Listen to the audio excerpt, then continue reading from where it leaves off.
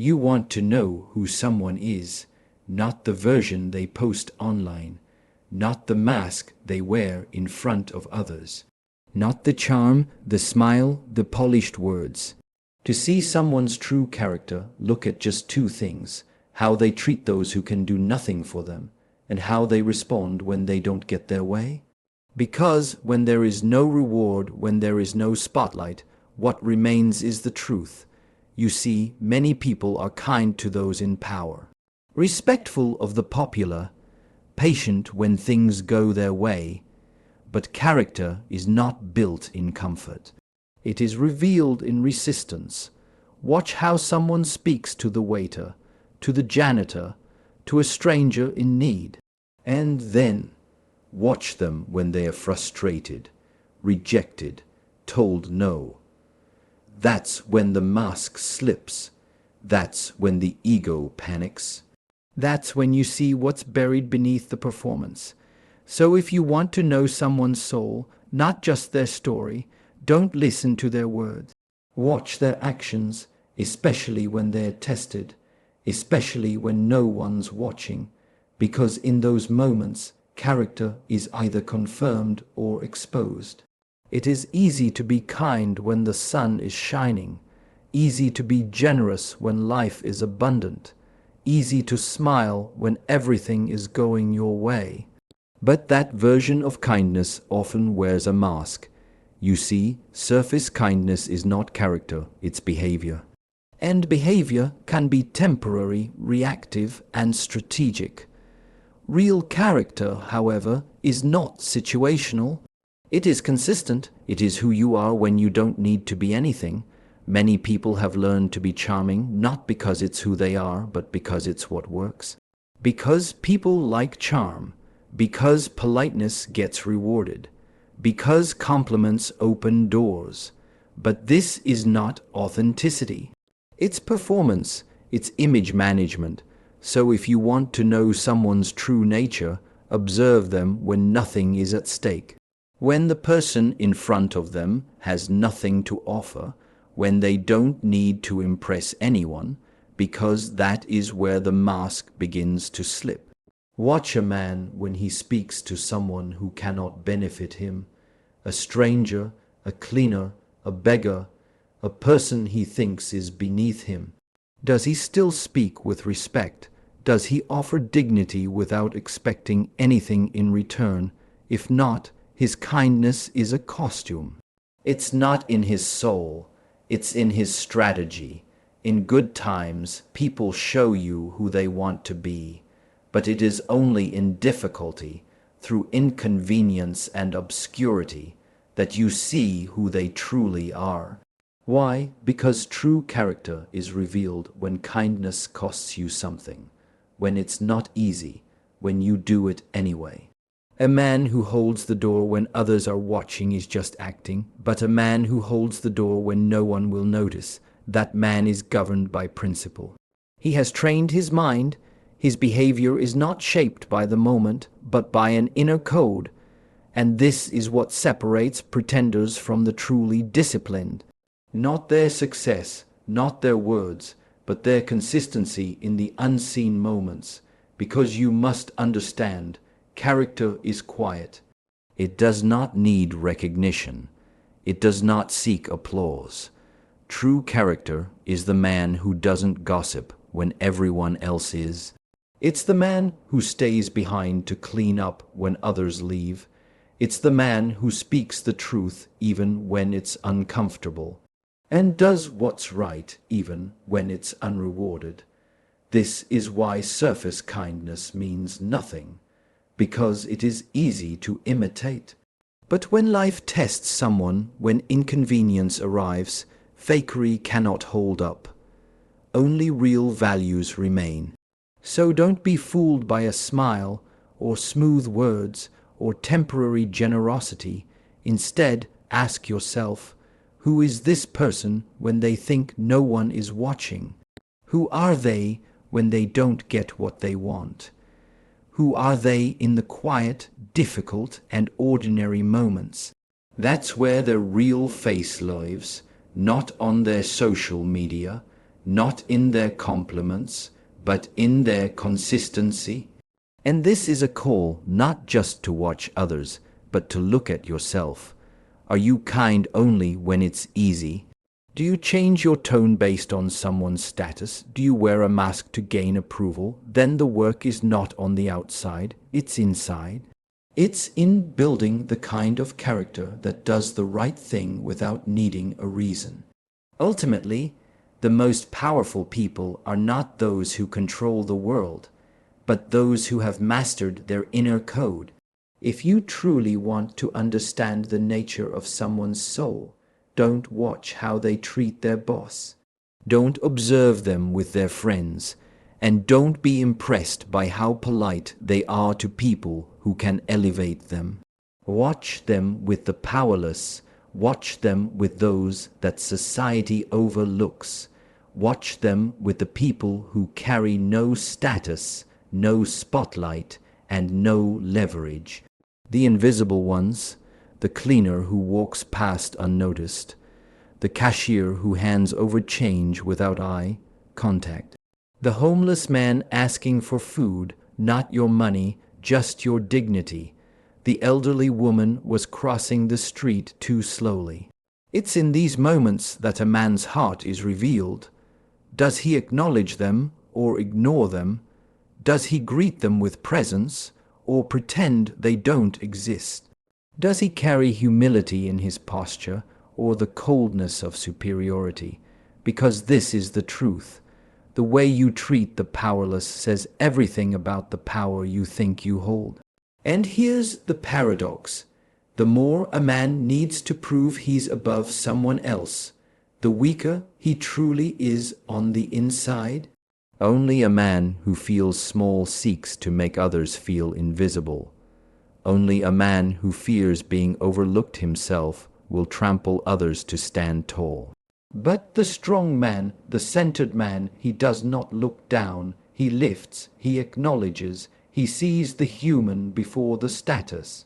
He does not need a social hierarchy to feel important, because he has done the inner work to know his worth, quietly, completely, and without show. Look around you. Every day, life gives you opportunities to demonstrate character, not in grand gestures, but in simple moments. When you say thank you to the person cleaning your gym floor, when you smile at the delivery driver who looks exhausted, when you ask, "How's your day?" and mean it. Small gestures to the world, massive signals to your soul. And here's something most men don't realize. The people you overlook, they're watching too. The waiter sees how you speak when your order is wrong. The receptionist sees whether you make eye contact or scroll your phone. The janitor hears how you speak of others behind their backs. And just as you're observing others, you're also teaching them who you are, not with your words, but with your treatment of those who have nothing to offer you. A man's greatness is not in how many people obey him. It's in how many people feel safe around him. True power is not loud. It doesn't need to dominate. It doesn't belittle. True power is gentle, rooted. It knows that the strongest hand is one that lifts, not crushes. So the next time you interact with someone the world ignores, pause. Look them in the eyes. Acknowledge their humanity, not because you need anything from them, but because that is who you choose to be. And that choice, it is the definition of character. A person's true character is not revealed when they are calm, comfortable, and in control. It is revealed when life refuses to obey them. Frustration is the great test. It is the moment where ego steps forward or steps aside. It is the mirror where your discipline, your emotional maturity, and your true nature come into full view. So ask yourself, what do you become when you don't get your way? Do you become reactive? Do you raise your voice? Do you belittle guilt or control? Do you lash out at others to avoid confronting yourself? Because the truth is this: Frustration doesn't create weakness. It exposes it. You see, many men live their lives thinking they are in control until someone tells them no, until a woman pulls away, until a plan falls apart, until life says not yet, not like that, not on your terms, and in that moment, if the ego is untrained, it panics. It will twist, manipulate, blame, or collapse, because the ego cannot handle loss. It cannot handle rejection. It cannot accept that the world will not always bend to its will. But the man who has trained his mind, who has walked the path of silence and self-discipline, he does not react with chaos. He breathes, he pauses, he observes his emotions instead of becoming them. Why? Because he understands that frustration is not an attack. It is an invitation. An invitation to evolve beyond ego, to lead with awareness, not entitlement. The world will not always be fair. People will not always meet your expectations. You will be misunderstood, rejected, and delayed. But none of that determines your character. What does your response? When someone cuts you off in traffic, when a woman doesn't text you back, when a colleague disrespects you in front of others, what happens inside you? Are you still governed by your emotions, or are you the one governing them? Because the man who explodes in anger when denied is not strong. He's weak. The man who insults when challenged is not confident. He's insecure. The man who needs to win every argument is not wise. He is ruled by his pride. Real strength is the ability to remain rooted when everything around you is shaking, and make no mistake, the world is watching how you handle discomfort. So is the woman in your life. So is the child who looks up to you. So is your future self, waiting to see who you choose to become. In the temple, we say, you do not train for peace. You train in peace for the storms. So, every moment you hold back from reacting, every breath you take before speaking, every time you choose discipline over ego, you become unshakable. And unshakable men, they are the ones who lead, not with force, not with dominance, but with presence. So the next time frustration rises, good, let it rise, and let it show you where you still have work to do. Because in that tension, you are not being punished. You are being forged. You are being shown the gap between who you are and who you are still becoming. The truest measure of a person is not found in how they act when they are seen, but in what they choose when no one is watching. Because in this world, especially today, it is easy to be good for the camera, to smile for the audience, to perform compassion, humility, and discipline when attention is guaranteed. But attention is not virtue. Intention is. There is a subtle difference between a man who is good because he is being watched and a man who is good because that is who he is, regardless of who is watching. This is where so many people, especially men, get lost. They chase validation instead of alignment. They do the right thing to gain approval instead of to strengthen their soul. They want to appear like a high-value man, but the appearance is hollow. It cracks under pressure because it's based on performance, not principle. You cannot fake integrity when the world stops clapping. You cannot cheat your way to character, and you cannot lie to the man in the mirror. So ask yourself, who are you when no one will ever know what you did? When you return a wallet that no one saw you pick up? When you stay loyal, not out of fear, but out of honor? When you choose honesty, even when the lie would serve you better? In those moments, you are not just making decisions. You are sculpting your spirit. And let me tell you this, the most powerful energy a man can carry is quiet righteousness. Doing what is right, not for applause, not for attention, but because it aligns with who you choose to be. When you live like this, something happens. You begin to trust yourself, not because of the results you get, but because of the intentions you carry. And when you trust yourself deeply, silently, you become undistracted.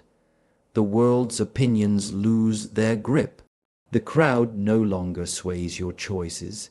You don't need to prove anything because you know. Most men are starving for that kind of inner confidence. They want to feel grounded, but grounding does not come from being seen. It comes from being aligned, even in the dark. So start asking yourself before every action, would I still do this if nobody ever knew? Would I still choose this path if no one congratulated me? Is this behavior for show or soul? Because at the end of the day, the only person who lives with you is you. You sleep with your conscience. You carry the weight or the peace of every hidden decision. And in time, life has a way of revealing everything. What is done in darkness will echo in the light, not always through punishment or praise, but through who you become. The reward for living with intention is not a round of applause. It is the silent strength that makes you unshakable when the storm comes. So leave the spotlight, let go of the applause, and instead become the man whose quiet acts of integrity build a life that speaks louder than words ever could. That is the path of the self-mastered. That is the path of the warrior who walks alone, honest, rooted, and free. Pain is the gatekeeper of truth. When everything is easy, most people can keep their masks in place. They can stay composed, polite, and even admirable. But when pain arrives, physical pain, emotional pain, rejection, loss, betrayal, that is when you see the core of who someone is, because pain strips away pretense. It reveals what's underneath. It tests whether your values were a costume or your spine. And here's the difficult truth, my friend. Many people are good only when they're comfortable. But the moment suffering knocks on their door, they either collapse or they become someone else entirely. Pain will show you if someone's kindness was conditional, if their loyalty depended on things going their way, if their patience was performative, if their presence in your life was tied to convenience, not character. So what happens when they don't get what they want? When does life break their plans? When you are the one who accidentally hurts them without meaning to? Do they seek understanding or revenge? Do they create space or punish? Do they stay rooted or let their wounds poison others? You see, anyone can speak of values, but pain asks, will you leave them when your heart is bleeding? That's where real character begins, and that's not just about others. It's about you, because life will hurt you. Not once, not twice, but many times, and the question is not, will I suffer? It is, who will I become when I do? Will pain turn you bitter or more compassionate? Will it make you guarded or wiser? Will you become cruel because life was cruel to you? Or will you carry your pain with grace and not let it infect those around you?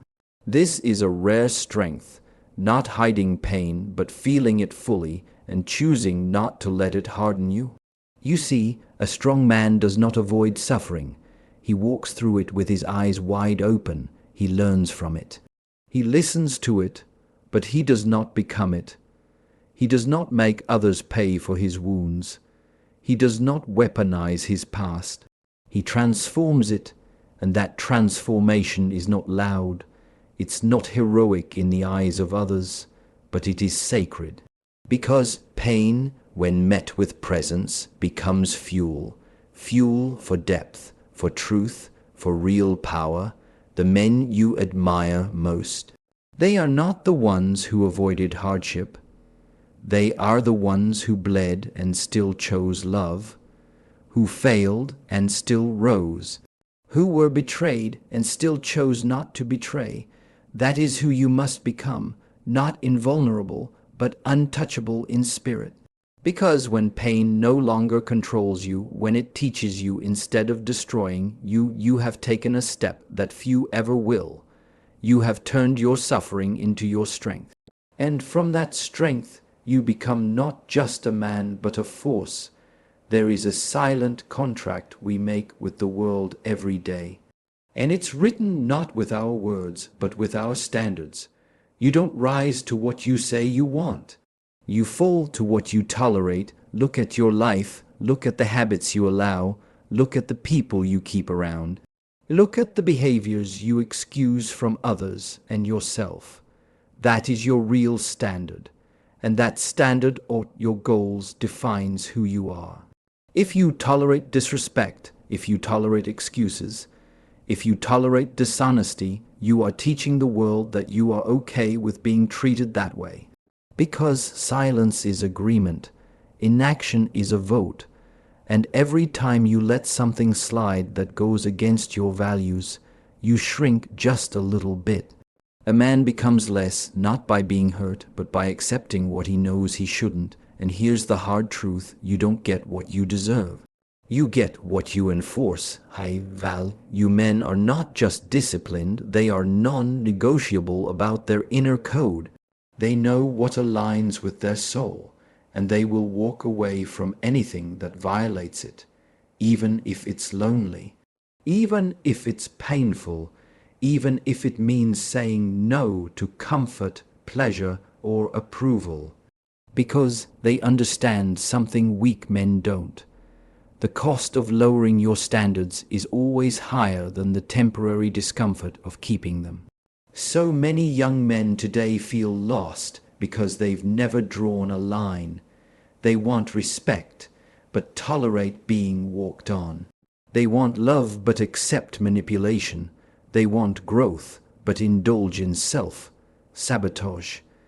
Your life is not waiting for someone to save you.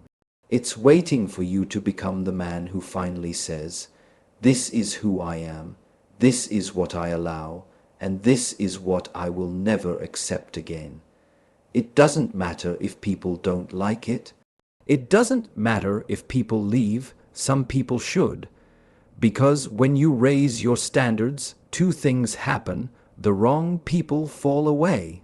The right version of you finally arrives. So hold the line, even if your hands shake, even if your voice trembles, even if you stand alone for a while. Because on the other side of that line is your power, your freedom, your peace. And once you taste that, once you live as a man who chooses what aligns and rejects what doesn't, you will never go back. You'll know that your life is not shaped by what happens to you. It's shaped by what you allow to remain. What you tolerate is what you are. What you refuse to tolerate is what you are becoming. Choose wisely. At the end of the day, no one is coming to save you. Not your father, not the girl who left, not society. The journey back to your strength is yours alone. You will be tested by people, by pressure, by life itself. And in those moments you will face the mirror. Are you proud of the man looking back? Not the one who posts quotes. Not the one who pretends to be stoic. The real one. The one who makes decisions when no one's watching. The one who reacts when pain cracks his chest open.